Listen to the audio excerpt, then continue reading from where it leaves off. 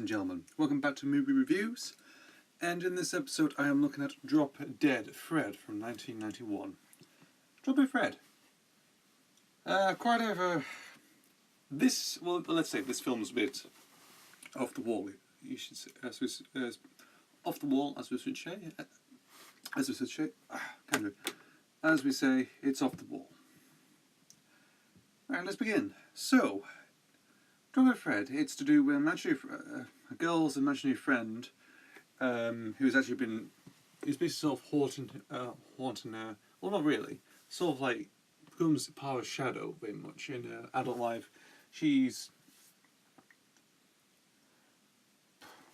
Sorry, it's a bit hot today. It's very warm outside, so the heat's a bit. Also, well, I'll try and restate this again. So, Drop Dead Fred is about a girl named Elizabeth, and when she was a little kid, she had this imaginary friend called Drop Dead Fred.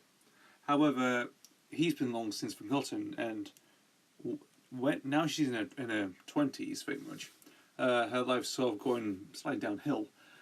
She's been divorced by her husband, Charles, and is back to live with her mother, very much. And she's a fly. Flies everywhere. So she's coming back to live with the mother, and obviously nothing's changed in that house where she left. Obviously, and she's been and obviously it's all pink and fluffy, and everything has never been moved ever since she's left. Then she finds this old Jack-in-the-Box taped up, and once she turns it, it releases a little ball, and that ball turns out to be her long-lost imaginary friend, Drop Dead Fred, who is played by the late, great Rik Mayall. And he sort of pops up now and again, giving her the annoyance, fun, like trying to become herself again, like become a child again.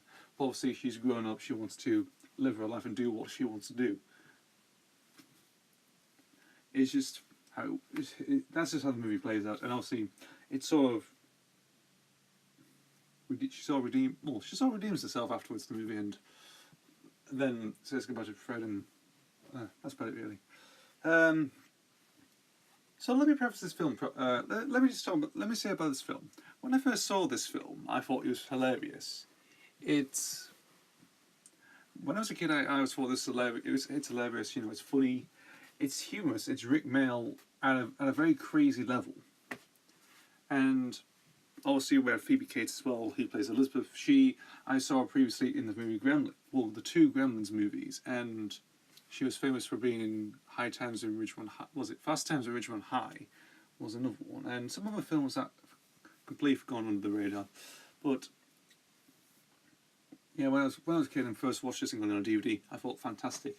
It's hilarious, and Rik Mayall was always joy.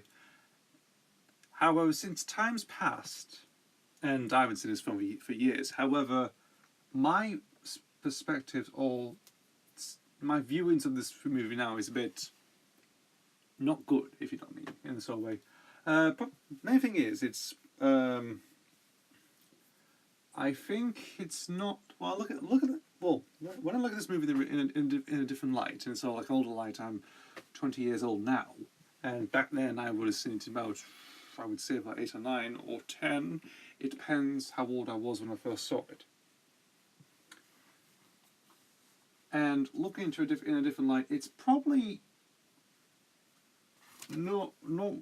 I tend to give this movie a miss now. Actually, I mean, judging what people have said now, like I've seen the reviews and think, well, actually, yeah, I think, yeah, probably, yeah, I think that's sort of not the right approach to go. I mean, Rik Mayall, he's always great at everything. He has brilliant style, always catch lines. He's always got a good presence. He has. However, his portrayal as Fred, it becomes too cartoonish in a way. Well, even though some of his comic style's cartoonish, however, not the cartoonish that we expect in. It's very it brings the slapstick over to what he's been doing in comedy since with Adrian Emerson. However, obviously this is this is an American film. He's surrounded by American actors. It's filmed in America, and obviously I think it's mainly to capitalize on his success overseas in Britain. I think he could be the next Hollywood star in America, like some actors have done, i.e. Anthony Hopkins, i.e. All other stuff, include some new ones, like let's say, like Idris Elba, Tom Holland, all them sort of things, all them sort of people who are finding really strong success now overseas in America. This film doesn't really do Rik Mayall that justice, because obviously it's over the top. It's really cringeworthy. I think when I look at it now, it's quite cringeworthy. I think like, ooh, not the best. Not the best. I mean, I find it quite unbearable to watch now. Sometimes, these days. As a kid, people think it's hilarious. However, when you're an adult, you watch it, and you think, not really. Why did I watch this as a kid? Why is this in my DVD collection? And yeah,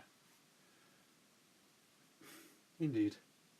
So one thing also to mention about this. This was released in 1991, October 1991. Now, at this point in Mayall's career, I'll talk about Rik Mayall a lot in this episode because I can't really have nothing else to talk about the actual film itself. Well, maybe a little few things, but I'll talk about Rik Mayall in a moment because he's more interesting to talk about. About this time in 1991, So prior to Double Fred and also 91 itself, Rik Mayall had done The Young Ones, the 2 seasons, which were aired in 82 and 84, and then they left. Obviously, at this point, he was working on Channel 4 with the Comic Strip Presents with everybody else, Edmonds, Planer, Richardson, Edmondson, French and Saunders, what we call Train, Allen, Sale, quite a bit, still doing successful, and obviously coming back, doing a few selected roles throughout the coming years, mainly between.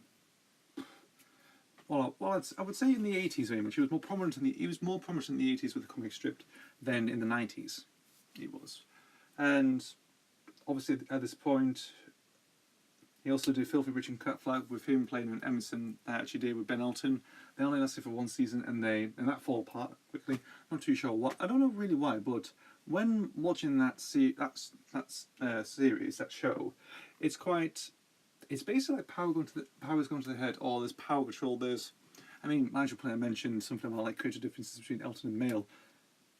Maybe that's why, or maybe taking to a different direction. Although, I don't know. And obviously, we come to hear. No, actually, before we got this, around the same time as Double Fig came out, Rik Mayall and Adrian Emerson came out with Bottom. Yes, this came out like in the sort of like same, maybe like a month gap or something. That came out in September 91. This came in October, and so there's a month gap, and obviously, Bottom was very successful. It's very successful. I actually love Bottom. It's hilarious. I've got all 3 seasons. I still need to get the live shows, and I've seen the Bottom movie, which I've reviewed back in season 3. You can go and watch that. I reviewed it. I think it's quite good. And however, I would say if you say this and Guest House Parody are the best films, which one would I basically watch? I would say Guest House Parody is better than this. I would say. Maybe because it's a British production, there's a lot of British actors, it's more hilarious, and it's basically Rick and Aid doing what they do. That's what we need.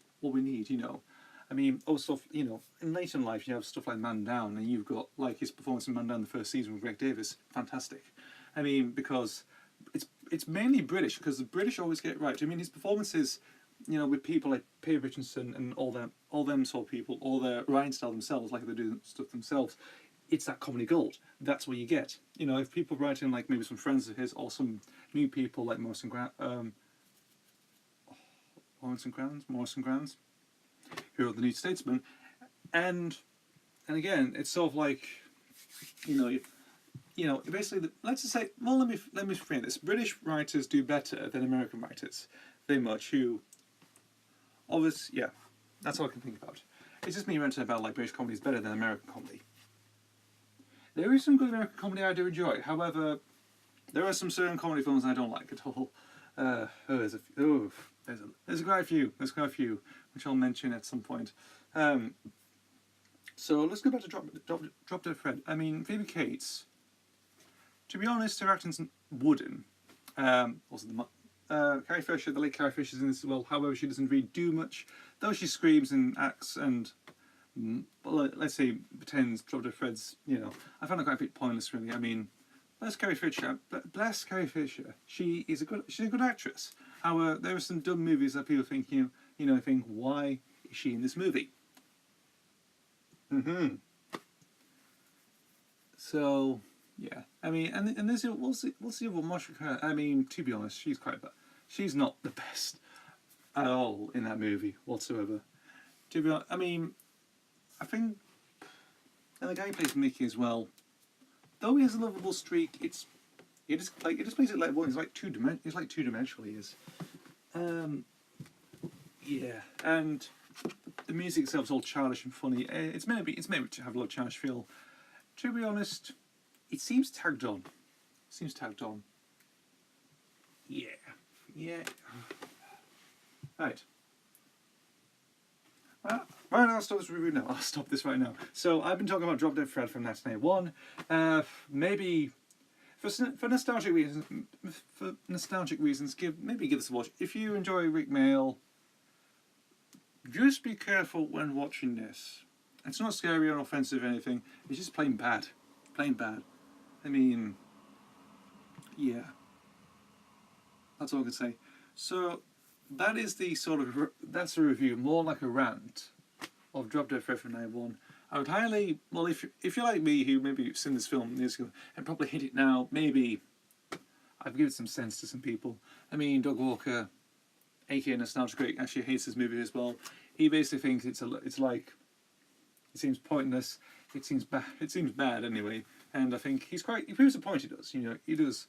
I mean, obviously, if you watch this as a kid, you think it's funny. However, if you reach that adult stage, I'm next year I'll be 21, and once I'll be an adult soon. So when we retrospecting this movie, I think, and looking with fresh new eyes and a bold perspective, it's like,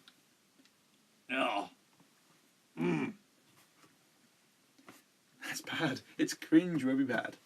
Yeah. So, right, I'll stop this here now. So, that's the end of the review, and I will see you for the finale, which is quite surprising, and rude, raunchy, and surprising as well. So, I'll see you then for the finale.